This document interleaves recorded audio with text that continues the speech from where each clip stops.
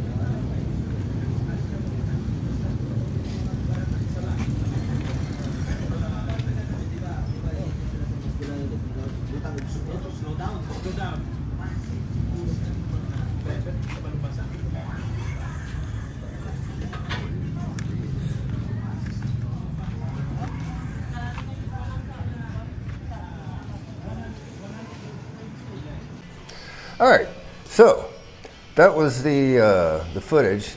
I almost wished that I had eaten at the home cooked, you know, tents or booths, whatever you want to call them. That smelled divine. But I was worried about, you know, not getting the right thing, language barrier. So it's like, all right, F it. I'm just going to go to Jollibee. I know what I'm going to get there. I ordered a double meat with cheese aloha burger and a french fry. And they give you 2 packs, exactly 2 packs of ketchup. And I said, may I have some more ketchup, please? She comes back, she has 2 more packs in her hand, and she drops 1 packet on my tray. And I asked for some salt too, and it took me like a minute and a half to get this cup. It's not, you know, one of those serving cups with a little bit of salt in it. Like, all right, whatever. Now I always order a pineapple juice because I don't like the high fructose corn syrup. Not to say that pineapple juice was real and did not have that. But anyway, got a good meal. Had slop all over my hands. And I was trying to figure out how to put the trash away. They want everything separated, so I'm like trying to deal with it. These 2 smoking hot young employees come over. Oh, sir, it's okay, we got it. I'm like, I'm feeling like an 80-year-old man in there at this point. Everyone calling me sir. But anyway, had a nice meal and went back. Couldn't find the reception area. Went into the wrong office. It's like, okay, finally somebody found me. They pointed me in the right direction. Sure enough, there were my results. Little, you know, business card type thing with my results handwritten on there. And the professional looking page, which I scanned with cam scanner. So I have that soft copy too. And that original is in my folder that I will take to the BI on Friday morning.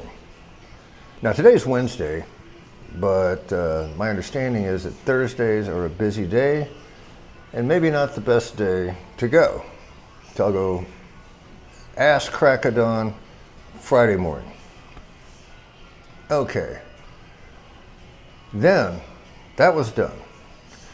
And I'm in, you know, essentially, I thought I was in downtown Dumaguete, but I was actually much closer to the airport in Cebulan.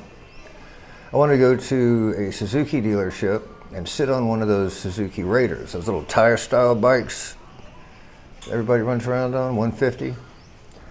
The place I went to first, it wasn't there. I don't know what that was all about. So then I went to Motor Trade, which is like this big time dealer but it's a really small store with bikes just crammed in there. And man, that dude was wanting to sell me a bike that day. By God. He said, sir, all you need is a passport and pay in cash. And we'll handle all the paperwork at the LTO. That's the Land Transportation Office. And it'll take 1 to 3 months for you to get your paperwork. All right, okay, well, I really just want to sit on the Raider. Do you have one? He goes, yes. Do you want the fuel injected or carbureted? I'm like, that doesn't matter. I just want to sit on the form factor. You know, do I look like a big ass circus clown on it? And I should have had him take a picture of me, damn it.